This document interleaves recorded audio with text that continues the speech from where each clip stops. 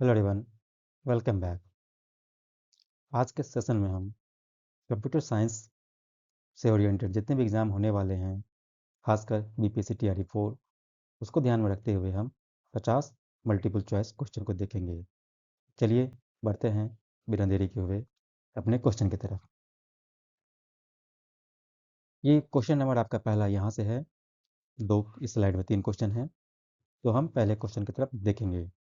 कह रहा है कि what is two's complement of 101।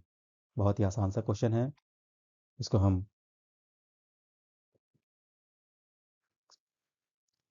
बनाते हैं। आपके पास है 101। ठीक है। टूज़ कॉम्प्लीमेंट में क्या होता है, आपको आपको पता होगा। दो तरीके होते हैं। पहले तो हम इसका वंस कॉम्प्लीमेंट निकालें, उसके बाद उसमें हम 1 ऐड कर दें, टूज़ कॉम्प्लीमेंट हो गया। एक तरीका और भी है। उसके पास मान के चलिए ये आपके पास कोई बाइनरी बिट्स हैं। इसका टूज़ कॉम्प्लीमेंट निकालना है, तब क्या करते हैं, राइट वर्ड से आप स्कैनिंग करते हैं और तब तक आपको सेम चीज़ को बिट को उतारना है जब तक कि आपको 1 ना मिल जाए। आपको 1 यहाँ मिल चुका है। यहाँ तक हम एज़ इट इज़ इसको कॉपी करेंगे। उसके बाद जितने भी आपके बिट हैं सबको हम कॉम्प्लीमेंट करके लिखेंगे। तो 0 का क्या हो गया 1, 1 का क्या हो गया 0, फिर 0 का क्या हो गया 1, 1 का क्या हो गया 0। ये आपका हो गया टूज़ कॉम्प्लीमेंट हो गया। किसका? आपके इस एग्ज़ाम्पल का। हमारे पास 101 का टूज़ कॉम्प्लीमेंट निकालना है। तो मैं राइट वर्ड की तरफ से देखता हूँ। 1 मुझे मिल गया, पहला बिट है, तो यहाँ पे 1। उसके बाद जैसे ही 1 मेरा आ गया है, उसके बाद जितने भी बिट बनते हैं उसको हम कॉम्प्लीमेंट करते हैं। 0 का क्या हो गया 1 और इस 1 का 0, तो 0 1 1 ये आंसर हुआ। तो सही ऑप्शन है आपका ऑप्शन नंबर बी। देखते हैं हम अगला question. Decimal equivalent of AC7B। ये हेक्साडेसिमल नंबर सिस्टम में है, तो आपको पता होगा जैसे 101 इसका मान आप निकालते हैं। ये बाइनरी नंबर सिस्टम में है। इसका बेस इंडेक्स क्या है 2 है। तो आप पोजीशन को लिख के अगर हम चलते हैं तो पहला पोजीशन पे क्या हो गया 1 इंटू 2 के पावर 0। उसके बाद इस 0 को हैंडल करते हैं 0 इंटू 2 के पावर 1। फिर इस 1 को हैंडल करते हैं तो 1 इंटू 2 के पावर 2, और सबको आप ऐड कर देते हैं जिसका वैल्यू आपको आता है 5। ठीक उसी प्रकार जितना भी बेस रहता है बदलने के तरीके सबका वही है, बस मुझे बेस को ध्यान में रखने की ज़रूरत है। बेस में है आपका AC7B आपका दिया गया था। इसका बेस में 16 है। कहने का मतलब आपको ये होगा कि आप B 16 इंटू पावर 0, फिर 7 है 7 इंटू 16 के पावर 1, प्लस C है तो C इंटू 16 के पावर 2, प्लस A इंटू 16 का पावर 3। इस सब को आप सॉल्व करेंगे तो आपको आंसर मिल जाएगा। और ए का आज की वैल्यू, मतलब आज की वैल्यू नहीं, मतलब ए का डेसिमल में नंबर कौन सा पोर्शन होता है 10, बी का 11, सी का 12। आप सब में आप ए का स्थान पे 10 रख देंगे, बी के स्थान पे 11 रख देंगे, सी के स्थान पे 12, और इसको कैलकुलेट करेंगे तो मैं यहाँ पे छोड़ता हूँ कौन सा इसका आंसर होगा। ठीक है, बहुत सा आसान है। बढ़ते हैं हम अगले क्वेश्चन की तरफ। ये क्वेश्चन बूथ एल्गोरिथम पे है। अगर आपने सॉरी अगर आपने इससे पहले बूथ एल्गोरिथम को पढ़े होंगे, ये थोड़ा सा ट्रिकी है। ट्रिकी कहने का मतलब ये नहीं है कि हार्ड है, बस इसमें यूँ कहें मैं इसको कम समय में 2 4 5 मिनट में मैं इसको नहीं डील कर पाऊँगा। इसके लिए आपको अलग से वीडियो आपको देखने की ज़रूरत पड़ेगी अगर आपका कंसेप्ट क्लियर नहीं है। हालाँकि जो इसको जानते हैं इसका आंसर आप कर देंगे। ठीक है? अगर उसको कुछ आइडिया होगा, रिकॉर्ड बिट होता है। एक रिकॉर्ड बिट के कंसेप्ट पे ये इस चीज़ों को बहुत आसानी से समझा जा सकता है। ठीक है? अगर उनको आइडिया होगा तो उन लोगों के लिए बहुत आसान है। इसका आंसर क्या होगा, हमें कितने एडिशन की ज़रूरत पड़ेगी, कितने सब्ट्रैक्शन की ज़रूरत पड़ेगी, तो 2 एडिशन, 2 सब्ट्रैक्शन की ज़रूरत पड़ेगी। Option number B. लेकिन उन लोगों के लिए जिनको नहीं आइडिया है, मैं उनसे यही कहूँगा कि बूथ एल्गोरिथम को आप डिटेल में 10-15 मिनट का वीडियो होगा, कहीं भी आपके यूट्यूब पे मिल जाएँगे। उसको देख ले, समझ ले, और इससे जितने भी क्वेश्चन आने वाले हैं वो आएँगे, आपको आसानी से बन जाएँगे। यहाँ पे समय के अभाव को लेके मैं यहाँ पे आपको डिटेल में समझा भी नहीं सकता हूँ, और कहीं न कहीं कुछ त्रुटि रह ही जाती, इसलिए मैं इसको छोड़ देता हूँ आप पे, आप इसको खुद कवर कर लेंगे। बढ़ते हैं हम अगले क्वेश्चन की तरफ। यहाँ पे है क्वेश्चन नंबर 5। ये क्वेश्चन नंबर 5 क्वेश्चन नंबर 18 से आप कंफ्यूज होने की ज़रूरत नहीं है आपको। ये जो मैंने प्रीवियस ईयर क्वेश्चन जहाँ से भी मैंने पाया है, ठीक है? जितने भी क्वेश्चन मैंने लिए हैं वो सब प्रीवियस ईयर क्वेश्चन है और उसमें से भी छांटे हुए क्वेश्चन जो आपके बेसिक कॉन्सेप्ट को क्लियर करे। और आपको टीआरई 4 में आपसे कभी भी वो इतना न्यूमेरिकल या जो जिसमें 10 मिनट या 5 मिनट का टाइम लगे, ऐसे क्वेश्चन वो कभी नहीं पूछेंगे। एक क्वेश्चन को अगर आप 1 मिनट से 2 मिनट में हल कर सकते हैं, उसी कांसेप्ट से आपको क्वेश्चन को पूछेंगे। तो ठीक है, इस बात से आप निश्चिंत रहें, जितने भी क्वेश्चन आपको मिलेंगे, वो बहुत ही बेहतरीन लेवल के क्वेश्चन मिलेंगे आपको और पीपीएससी ईआरई 4 के लिए बहुत ही सूटेबल रहेंगे। आप एक बार 2 बार ये मेरा वीडियो को देखिएगा, तब खुद अंदाज़ा लगा पाइएगा कि ये क्वेश्चन क्या है और क्या बेनिफिट पहुँचता है कि नहीं है। कमेंट सेक्शन में आप जवाब ज़रूर दीजिएगा। पढ़ते हैं हम क्वेश्चन नंबर हाँ, 5 के लिए। एक्चुअली मेरा तीसरा क्वेश्चन या चौथा क्वेश्चन है। ये नंबरिंग वहाँ से है, जहाँ से मैंने इसको कॉपी पेस्ट किया है। क्वेश्चन को प्रीवियस ईयर से ये एक्चुअली वहाँ से है, नंबर आया हुआ है। खैर कोई ना। एग्ज़ाम्पल ऑफ इम्प्लॉइड एड्रेसिंग क्या होगा? इम्प्लॉइड एड्रेसिंग अगर आप लोग जानते होंगे जैसे प्रकार के मेरे पास डायरेक्ट एड्रेसिंग होता है, इनडायरेक्ट एड्रेसिंग होता है, रजिस्टर एड्रेसिंग होता है, रजिस्टर डायरेक्ट, फिर रजिस्टर इनडायरेक्ट, ठीक है? इमीडिएट एड्रेसिंग होता है। ये सब आपके एड्रेसिंग टॉपिक में कंप्यूटर ऑर्गेनाइजेशन और आर्किटेक्चर में आपको ये पढ़ना होता है। तो इसका आंसर तो स्टैक एड्रेसिंग होगा। एक्चुअली क्या होता है कि स्टैक में आपको पुश ऑपकोड है ये और ये पॉप 2 ऑपरेशन होते हैं, आपको पता होता है। मैंने एक आपको एग्जांपल दिया कि पुश 5, तो आपको क्या करना होता है, टॉप ऑफ द स्टैक जहाँ भी आपका टॉप ऑफ द स्टैक होता है उसमें 5 को पुश करना है। अगर पॉप मैंने बोला 7, तो आपके टॉप ऑफ द मेंबर जो भी रहते हैं यहाँ पे डाटा, उसको पॉप करना होता है। यानी जो आपका जो वैल्यू है, वैल्यू ना कि वेरिएबल, डायरेक्ट, ठीक है ना, खुद स्वयं इस्तेमाल हुआ है आपके उस इंस्ट्रक्शन सेट में। इस व्यवस्था को हम क्या बोलते हैं? इम्प्लाइड एड्रेसिंग, और वो हमको देखने को मिलता है स्टैक में। ठीक है, ये क्वेश्चन इसका आंसर हो गया ऑप्शन ए। इनडायरेक्ट एड्रेसिंग के बारे में बात करते हैं, इमीडिएट एड्रेसिंग के बारे में बात करते हैं। तो इनडायरेक्ट एड्रेसिंग अगर मैं बात करूं, इनडायरेक्ट एड्रेसिंग में क्या होता है कि आपके पास जो इंस्ट्रक्शन होते हैं उसमें उस वैल्यू का मान डायरेक्ट नहीं मिलता है, मुझे उसके एड्रेस मिलता है और उस एड्रेस पे मुझे वो वैल्यू मिलेगा। ठीक है, तो ये हो गया आपको इनडायरेक्ट। और डायरेक्ट एड्रेसिंग में डायरेक्ट नहीं है, इमीडिएट है। इमीडिएट का एग्जाम्पल मैं देख लेता हूँ एक ठो, एक सेकंड। मैं बात करता हूँ इमीडिएट एड्रेसिंग के बारे में, बात करता हूँ। जैसे मैंने बोला ऐड R1, 5, तो यहाँ पे क्या है कि रजिस्टर R1 में आपको वैल्यू, ये जो है ना 5, ये वैल्यू है, सिर्फ ये एड्रेस वैड्रेस नहीं है, ये वैल्यू ऐड करना है, इतना इंस्ट्रक्शन में मुझे दिया गया है। तो आपने डेटा को डायरेक्ट इस्तेमाल किया हुआ है, तो ये हो गया आपका इमीडिएट एड्रेसिंग। ठीक है, चलिए बढ़ते हैं हम अपने नेक्स्ट क्वेश्चन की तरफ। Question number 18, address line needed for 2048 गुने 4 मेमोरी चिप्स। ये बहुत सा आसान सा क्वेश्चन है। इसमें कह रहा है कि 2048 को, इस एड्रेस को, इतने एड्रेस को मैप करने के लिए मुझे कितने बिट की जरूरत पड़ेगी। तो आपको पता होगा, आप उसको टू की पावर एन के फॉर्म में आपको बदलना होता है।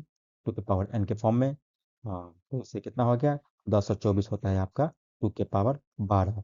इसमें 2 से गुना कर देंगे तो हो जाएगा 2048। यानी टू के पावर 12 नहीं, एक्चुअली 2 के पावर 10 होता है।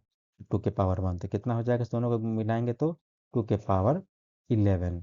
यानी 11 बिट मेरे पास सफिशियंट है इसने इस चिप को, इस सारे एड्रेस को मैप करने के लिए। ठीक है, तो मेरे पास आंसर होगा इसका ऑप्शन नंबर बी। ठीक है, बढ़ते हैं हम अगले क्वेश्चन की तरफ। MIMD स्टैंड्स फॉर, इस पे फुल फॉर्म पूछा हुआ है, तो जिसको याद होगा वो आंसर कर लेंगे, जिसको याद नहीं होगा वो जो है इसमें फंसेंगे। इसका आंसर होता है multiple instruction multiple data, multiple instruction multiple data. Option number A इसका सही आंसर होगा। एक और मैं बता दूं कि SIMD भी आपके एग्जाम में आ सकते हैं। हाँ, SIMD का फुल फॉर्म भी आप लोग ध्यान में रखेंगे। ठीक है, इसका फुल फॉर्म होता है सिंगल इंस्ट्रक्शन मल्टीपल डेटा। ठीक है, बढ़ते हैं हम अपने अगले क्वेश्चन की तरफ।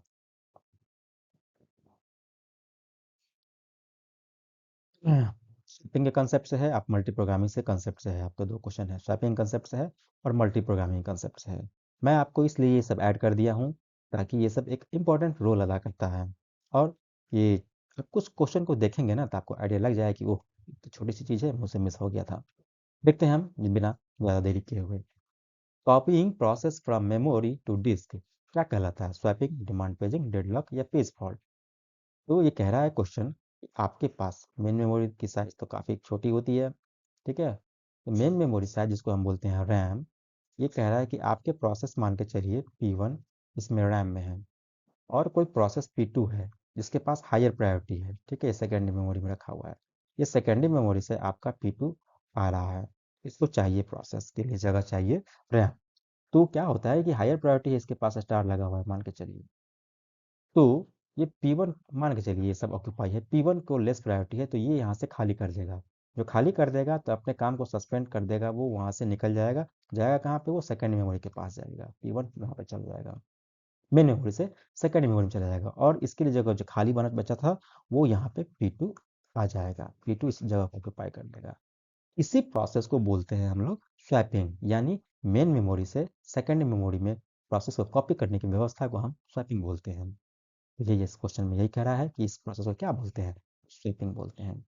अब दूसरा ऑप्शन देखते हैं, डिमांड पेजिंग, डेडलॉक के बारे में हम जानते हैं। Demand paging, page fault. तो आप डिमांड पेजिंग, पेज फॉल्ट आपने पढ़ा होगा। वर्चुअल मेमोरी कंसेप्ट क्या होता है कि वर्चुअल मेमोरी कंसेप्ट में आपके पास क्या कहते हैं, एक वर्चुअल मेमोरी होता है जहाँ पे आपको पेजेस होते हैं, ठीक है, और आपकी ज़रूरत के हिसाब से जितने पेज की ज़रूरत पड़ती है उतने हम इसको बाइफरकेट करते हैं, बांटते हैं। ठीक, पेज फॉल्ट के बारे में बात करते हैं। तो पेज फॉल्ट क्या होता है? जब आपके पास क्या कहते हैं, फिजिकल एड्रेस, जिस एड्रेस को आप सर्च करना चाहते हैं वो फिजिकल एड्रेस वहाँ पे खाली ही नहीं होता है, ठीक है ना, एक्चुअली में वो मिलता ही नहीं, तो उसको हम क्या बोलते हैं? पेज फॉल्ट बोलते हैं। चलिए बढ़ते हैं हम अगले क्वेश्चन की तरफ। क्वेश्चन नंबर 7 है वो, degree of multi programming controlled by. ये बहुत ही फेमस क्वेश्चन है और जब हम आप लोग पढ़े होंगे अपने सेमेस्टर एग्जाम में या तैयारी के दरमियान, तो आपने इसको आसानी से आंसर कर सकते हैं। इसका सही आंसर होगा लॉन्ग टर्म शेड्यूलर।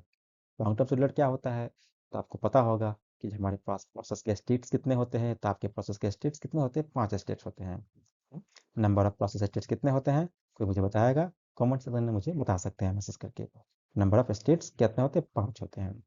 कौन-कौन हो सकते हैं? हाँ, पहला तो न्यू होता है, फिर उसके बाद रेडी होता है, हुँ, इस प्रकार का फ़ोटो याद होगा आपको। रनिंग स्टेट होता है, हुँ, एग्ज़िट या सक्सेसफुल एग्ज़िट होता है, उसके बाद वेट या सस्पेंड इसको बोलते हैं, हुँ, और जो लोग गेट का तैयारी किए होंगे उसको एक और मिलेगा यहाँ पे, सस्पेंडेड वेट। सस्पेंडेड में भी वेटिंग वाला अवस्था, ठीक है? ये स्टेट भी देखे होंगे, लेकिन मेजर हम 11वीं में यही पढ़ते हैं, हुँ, ठीक है? ऐसे ही पढ़ते हैं। तो इस क्वेश्चन में आपने डिग्री ऑफ मल्टी प्रोग्रामिंग के बारे में बात कर रहा है कि आपके पास रेडी स्टेट में कितने भी प्रोसेस स्टेट में रहेंगे, हाँ, ये डिसाइड करता है आपको लॉन्ग टर्म शेड्यूलर। इसी को बोलते हैं डिग्री ऑफ मल्टी प्रोग्रामिंग। ठीक, चलते हैं, बढ़ते हैं हम अपने अगले क्वेश्चन की तरफ। आपके ये क्वेश्चन है डेडलॉक एंड सिंक्रोनाइजेशन, दो क्वेश्चन यहाँ पे इंक्लूड किए गए हैं। देखते हैं पहला क्वेश्चन क्या है। विच स्टेटमेंट अबाउट सेमाफोर, कौन सा स्टेटमेंट आपके सेमाफोर के लिए सही है? ठीक है, पी एंड भी operation should be invisible. P और बी मुझे बताने की जरूरत नहीं है आपको, एक्चुअली क्या होता है ये, ठीक है।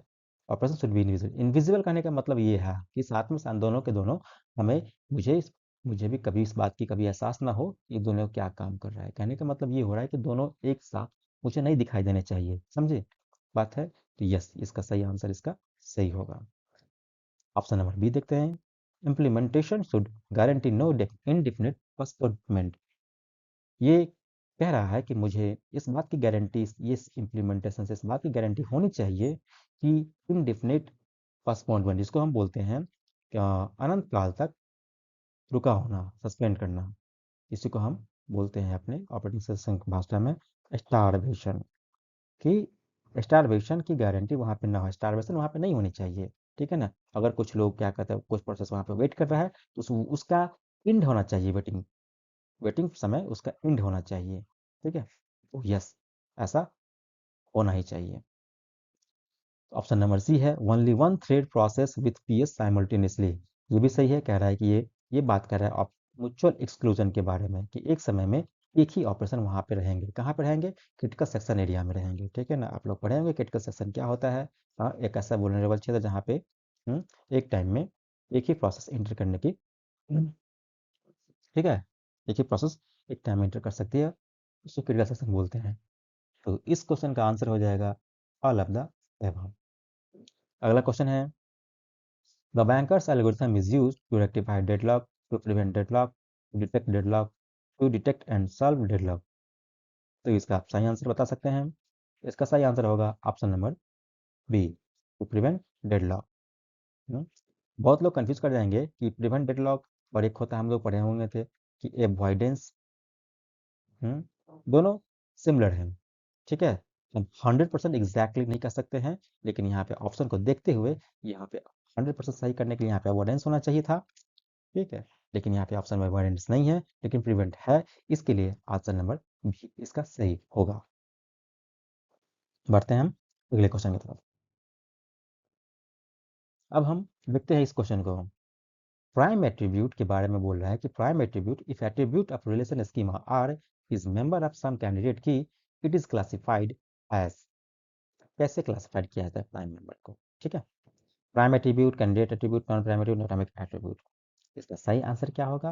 Prime attribute. ये खुद प्राइम डेफिनेशन प्राइम एट्रीब्यूट के बारे में बताया हुआ है, और इसके बाद पूछ रहा है कि ये इसको कैसे क्लासिफाइड किया जाता है, तो इसको प्राइम एट्रीब्यूट से क्लासिफाई किया जाता है, ठीक है? अगला बढ़ता है, कुछ अगले क्वेश्चन की तरफ देखते हैं। प्राइमरी की, प्राइमरी की सेलेक्टेड फ्रॉम। कह रहा है कि प्राइमरी की कहाँ से सेलेक्ट किया जाता है? कंपोजिट की से, डिटर्मिनेंट से, कैंडिडेट की से, या फॉरेन की से? कोई बहुत बेसिक क्वेश्चन है, इसका आंसर होगा ऑप्शन नंबर सी, कैंडिडेट की से, ठीक है? अब इस क्वेश्चन को बनाते हैं समय बहुत सारे लोगों को एक चीज कंफ्यूजन दूर करना चाहिए कि prime attribute, non prime attribute, transitivity, ये जब आप टॉपिक पढ़ते होंगे, ठीक है, इस सब को, ये वर्ड छोटी छोटी वर्ड है, लेकिन इससे बड़ा कंफ्यूजन होता है लोगों को। ये सब आप लोग रिविजन कर लेंगे और देख लेंगे कॉन्सेप्ट को। बढ़ते हैं अगले क्वेश्चन के लिए। इन functional dependency, functional dependency between two sets, attribute A and attribute B. Set A is classified A as top right side, top left side, left hand side, right hand side। ये कह रहा है कि question आप functional dependency जब concept पढ़ते हैं DBMS में, तो आप फंक्शनल डिपेंडेंसी को कैसे आप मैथमेटिकली या इस प्रकार के कैसे हम रिप्रेजेंट करते हैं। तो ऑब्वियस सी बात है, मेरे पास दो कोई रिलेशन स्कीमा है आर ए बी, तो आप इस पे कह रहा है कि आप यहाँ पे कैसे आप इसको क्लासिफाइड किया जाता है। टॉप राइट साइड में, टॉप डाउन साइड में किसके बारे में बात कर रहा है? तो यहाँ पे सेट ए के बारे में बात कर रहे हैं कि सेट ए को कैसे आप लिखते हैं। तो सेट ए को हम बी के राइट में लिखते हैं, बी के राइट मतलब लेफ्ट में लिखते हैं। समझ में आया है मेरी बात को? तो इस प्रकार से ऑप्शन इसका हो जाएगा लेफ्ट हैंड साइड। सेट ए को हम लेफ्ट हैंड साइड में लिखते हैं, बी के, ठीक है? Option number C. करते हैं हम अगले क्वेश्चन की तरफ। क्वेश्चन नंबर है आपका 24 और 26। एक्चुअली ये आपका ये क्वेश्चन जो आया लिया गया है ना, ये क्वेश्चन जो लिया गया है यूजीसी इस प्रीवियस ईयर क्वेश्चन से लिया गया है। बहुत ही अच्छा क्वेश्चन था, मैंने लिया है, लेकिन एक ही पार्ट लिया है। अगला पार्ट के लिए वो सब्जेक्ट टाइप का हो जाता है, इसलिए मैंने उसको नहीं लिया है। तो ये वहाँ से आया हुआ है एक्चुअली, तो उसके लिए हम इसको नहीं हटा पाए। एक्चुअली हटा नहीं पाए इसलिए नहीं, कि मैं एक्चुअली क्या होता है ना, कि मुझे सारे काम करने होते हैं। सबसे पहले तो मुझे गहन अध्ययन करना पड़ता है कि मुझे किस क्वेश्चन को लेना चाहिए, किस क्वेश्चन को नहीं लेना चाहिए, और उसके बाद फिर से पीपीटी बनाओ, पहले पीडीएफ बनाओ, फिर उसके बाद पीपीटी बनाओ। उसके बाद जो भी थोड़ी बहुत डाउट है या बच्चों को मैं ज़्यादा से ज़्यादा कंसेप्ट बता सकूँ, ठीक है, उसके लिए खुद भी पढ़ाई पढ़ना पड़ता है, क्योंकि मैं 9 to 6 जॉब भी करता हूँ, और बहुत ही डिसेंट सैलरी है, ऐसा कुछ नहीं है, बहुत सी डिसेंट सैलरी है। अब ये नहीं बताऊंगा कि मैं प्राइवेट में हूँ गवर्नमेंट में हूँ, ये आउट ऑफ द स्कोप है। आपको सिर्फ इंटेंट से मतलब है, आम से मतलब रखिए, गुडली से मतलब नहीं रखिए। तो मैं ये कह रहा था, इस क्वेश्चन को देखते हैं हम अगले तरफ। Which is fundamental operation in relational algebra? Relational algebra में कौन से फंडामेंटल ऑपरेशन है? तो आप ही बताइए इसका आंसर क्या होगा? क्या नेचुरल जॉइन फंडामेंटल ऑपरेशन है? क्या सेट इंस्ट्रक्शन फंडामेंटल ऑपरेशन है? क्या असाइनमेंट या नेचुरल जॉइन के बारे में बात कर रहा है? हाँ, क्या है आपका बताइए? इसका सही आंसर होगा ऑप्शन नंबर सी। सॉरी, सी नहीं, set instruction, option number A.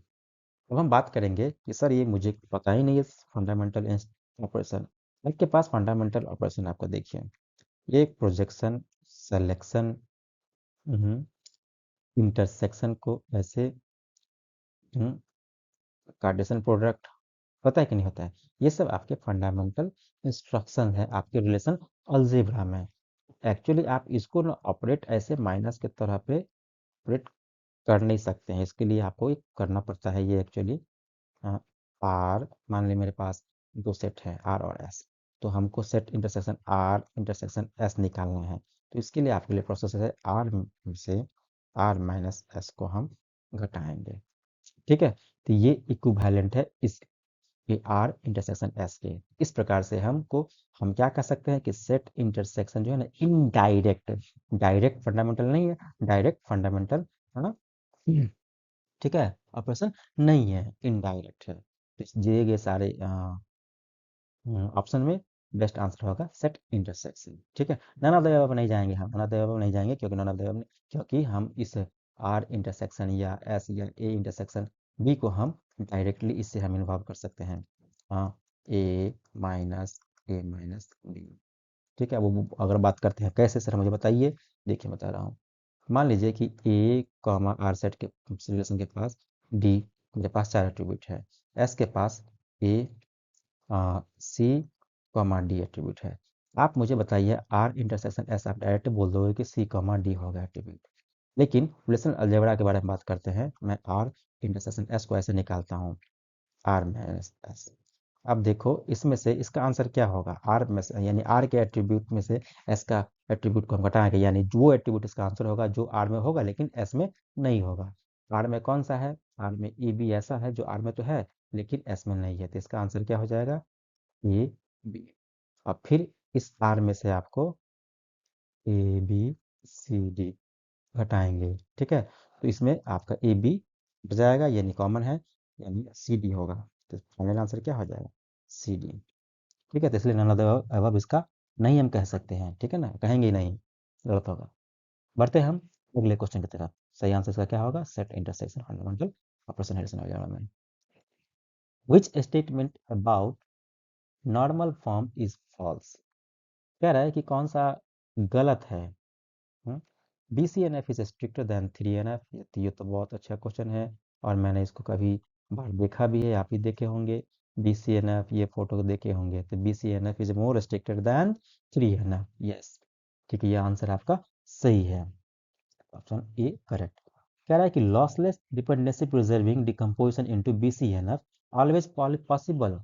ये कह रहा है कि जो भी आपके बीसीएनएफ में होंगे, क्या वो दोनों चीज प्रिजर्व करेंगे? मतलब पहला तो लॉसलेस के बारे में, और क्या कह रहा है, फंक्शनल डिपेंडेंसी प्रिजर्व रहेगा, ऐसा नहीं है। क्या आप बीसीएनएफ में दोनों चीज की गारंटी नहीं होती है, ठीक है ना, वैसे बहुत सारे ऐसे हैं जहाँ पे ये प्रिजर्व नहीं रहेंगे फंक्शनल डिपेंडेंसी। चलते हैं, ये आंसर आपका गलत होगा, ऑप्शन नंबर सी देखता हूँ, lossless dependency preserving decomposition in three N F is possible. Yes, three N F के बारे में बात कर रहा है कि थ्री एन एफ क्या मेरे पास दोनों फीचर को अवेलेबल करवाता है, लॉसलेस को भी और फंक्शनल डिपेंडेंसी को प्रिजर्व भी करवाता है। यस, थ्री एन एफ के बारे में ये ऐसा सही है, ठीक है, थ्री एन एफ हमको दोनों चीज़ को प्रेज़ेंट करता है। आपको पता भी होगा, आप 3NF के बारे में एक चीज़ बता दूँ कि 3NF जो है एक्चुअली क्या होता है कि वहाँ पे ट्रांजिटिविटी नहीं होनी चाहिए, ट्रांजिटिविटी नहीं होनी चाहिए। अब मुझे ये बताने की ज़रूरत नहीं पड़नी चाहिए कि 1NF क्या होता है, 2NF क्या होता है, इसके लिए क्या कंडीशन होते हैं, 3NF 4NF क्या होता है, BCNF क्या होता है, ठीक है। ये सब बहुत ही अच्छे टॉपिक हैं, इसको आपको कवर कर लेना चाहिए और बेहतर तरीके से, बेहतर कंसेप्ट के साथ। और एक चीज़ और, मैं 3NF के बारे में बता दूं, कि हम बता रहा था क्या, ट्रांजिटिविटी के बारे में, यानी फ्री फ्रॉम ट्रांजिटिविटी होना चाहिए, ये फ्री फ्रॉम ट्रांजिटिविटी होना चाहिए। कौन सी ट्रांजिटिविटी? नॉन प्राइम एट्रीब्यूट के बारे में। नॉन प्राइम एट्रीब्यूट ट्रांजिटिविटी से फ्री होना चाहिए। ठीक है, तो इतना आप लोग जानते भी होंगे, नहीं जानते होंगे तो जान लीजिए।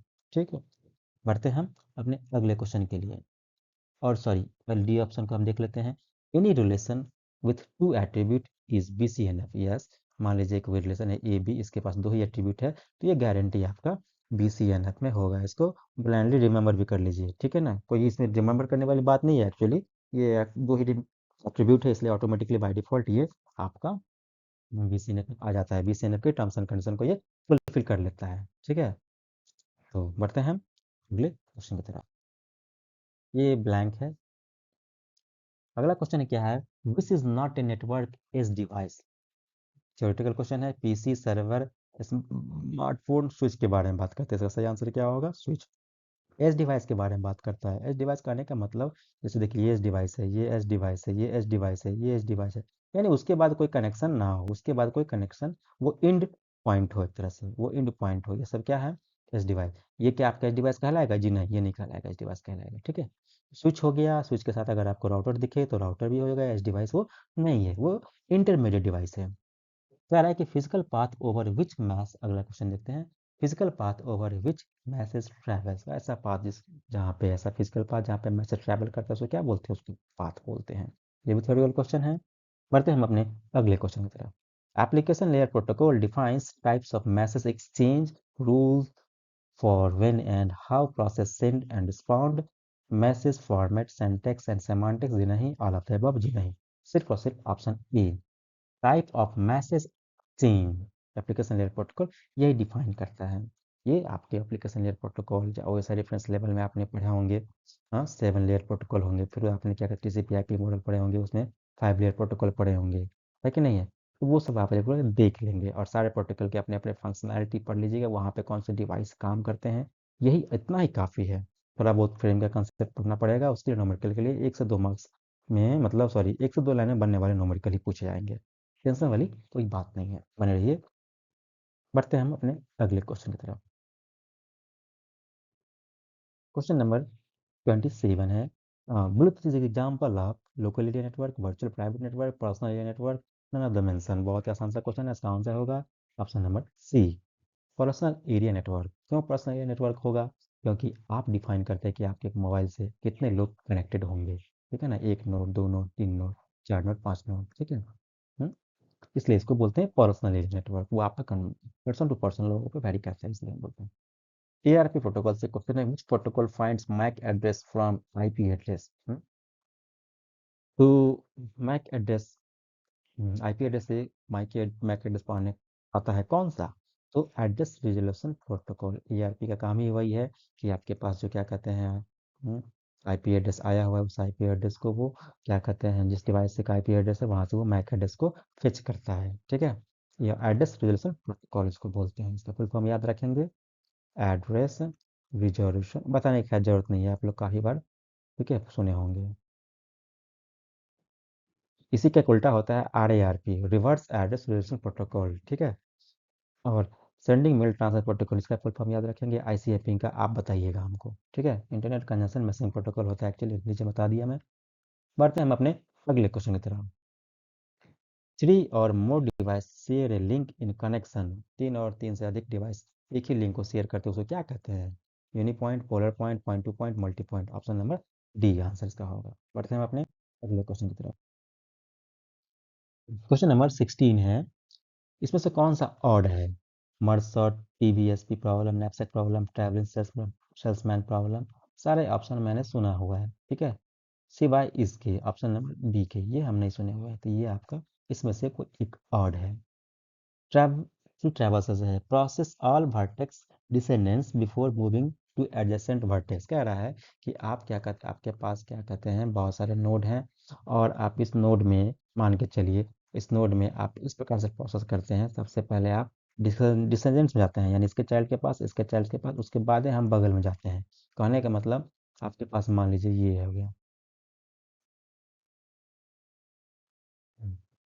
मान के चलिए, तो मुझे ये 2 है, 3 है, तो मैं 2 से 3 पे तभी जाऊँगा जब मैं इसको भी विज़िट कर लूँ, इसको भी विज़िट कर लूँ, और इसको भी विज़िट कर लूँ। यानी इधर लेफ्ट साइड में जितने भी मेरे डेप्थ पे जाते हैं मैं सबको विजिट करता जाऊँ, उसके बाद मैं अपने सेकंड वाले मतलब एडजेसेंट लेवल के पास जाएंगे। इसको बोलते हैं डीएफएस, नाम सुने होंगे, डीएफएस का नाम सुने होंगे, और आपने बीएफएस का भी नाम सुने होंगे। मान लीजिए कि कोई एक ऐसा ट्री है, ठीक है, हाँ कोई ऐसा ट्री है और इस प्रकार की बातें हैं। अब मैं यहाँ पे इस नोड से मैं बात करता हूँ, पहला नोड से दूसरा नोड हो गया, तीसरा नोड, चौथा नोड, पांचवा नोड। पहला नोड से दूसरा पे जाऊंगा, दूसरा के बाद फिर तीसरा पे जाऊंगा, तीसरा का चौथा पे जाऊंगा, चौथा के बाद पांचवा पे जाऊंगा। यानी आप एडजेसेंट के वाले को नोड को कवर कर रहे हैं। फिर उसके बाद मैं पांचवा के बाद छठा पे जाऊंगा, सातवां के बाद जाऊंगा, आठवां के बाद जाऊंगा, नौवां पे जाऊंगा। मतलब इस प्रकार से देखिए, ऐसे ऐसे ऐसे ऐसे।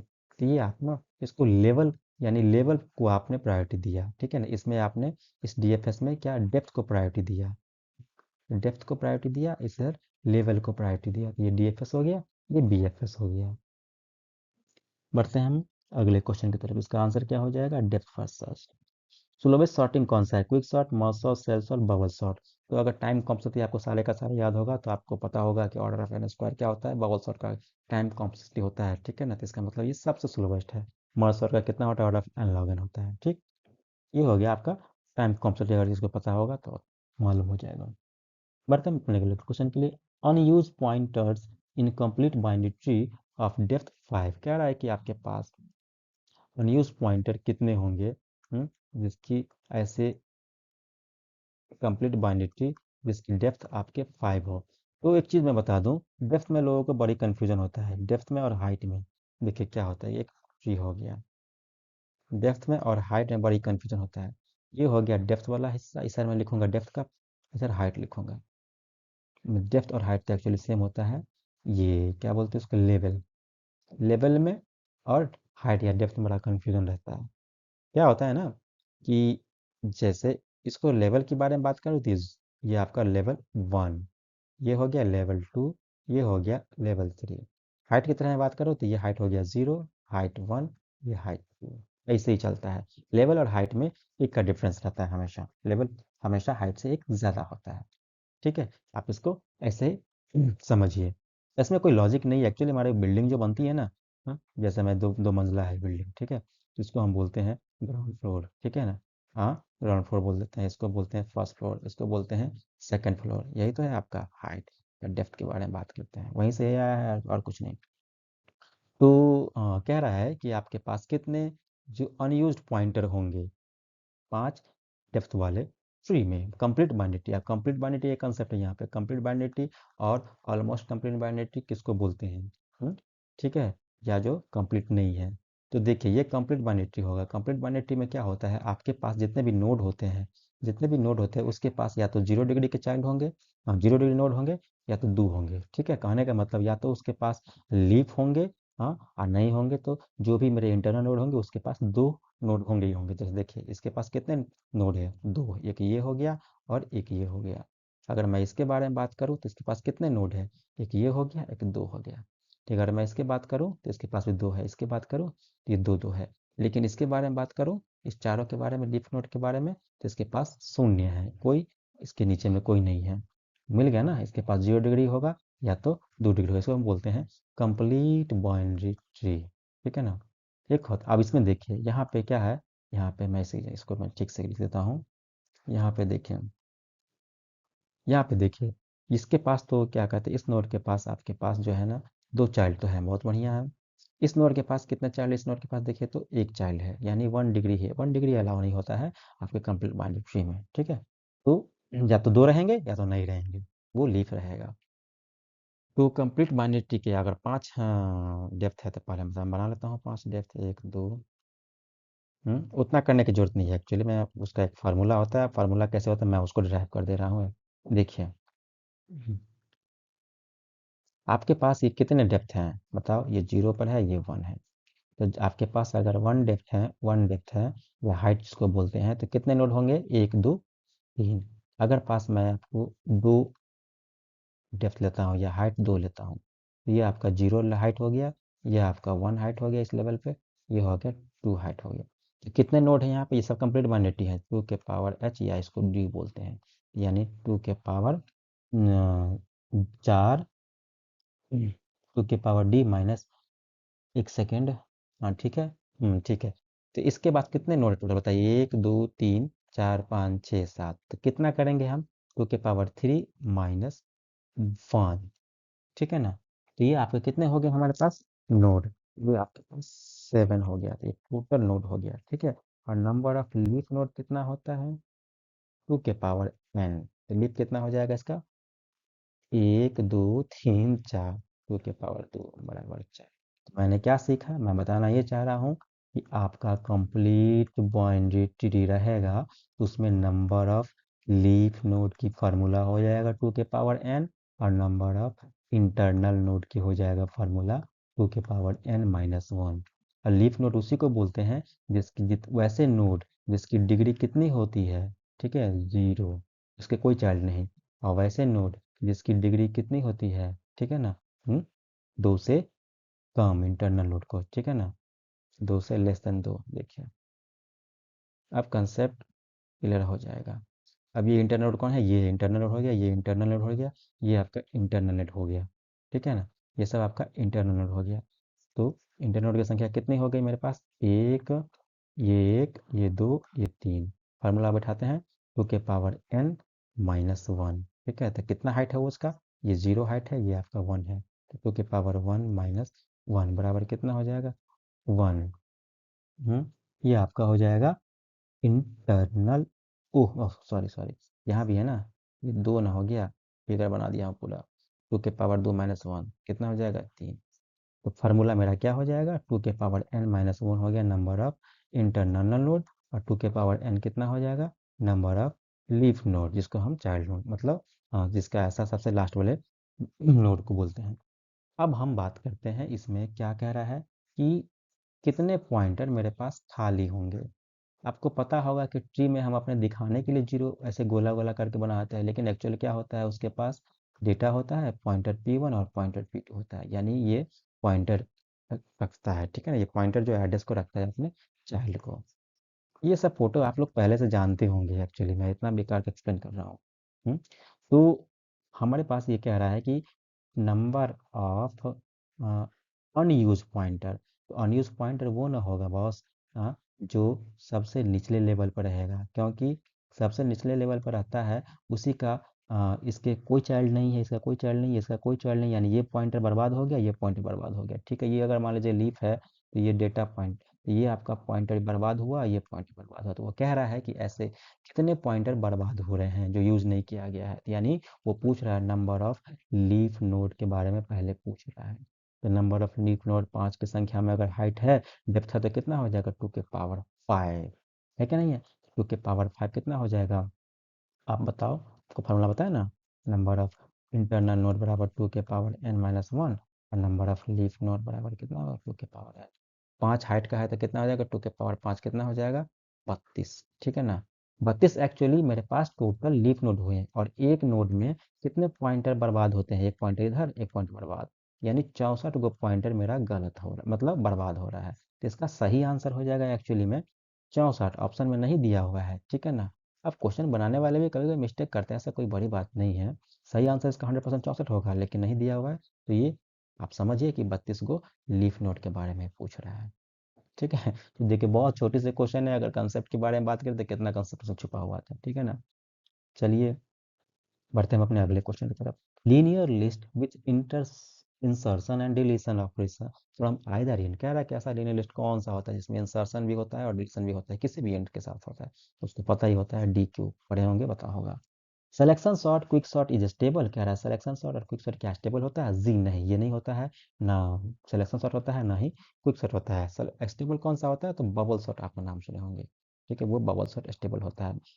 अब लीजिए, अब स्टेबल के बारे में आप लोग पता होगा कि स्टेबल क्या होता है। स्टेबल मतलब क्या होता है, ऑर्डर को मेंटेन रखना।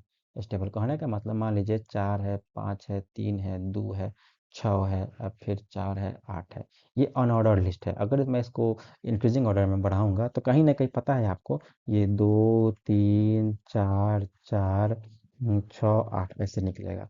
तो ये 4 है आपका पहला पोजीशन वाला, ये है कि ये है, इसमें कन्फ्यूजन होगा, इसमें कोई ऑर्डर मेंटेन नहीं होता है, ठीक है ना। इसको बोलते हैं स्टेबल वाले कंसेप्ट। तो बबल सॉर्ट मेरा इस ऑर्डर को ध्यान रखता है, बाकी ये दोनों नहीं रखता है। बढ़ते हैं हम अपने अगले क्वेश्चन की तरफ।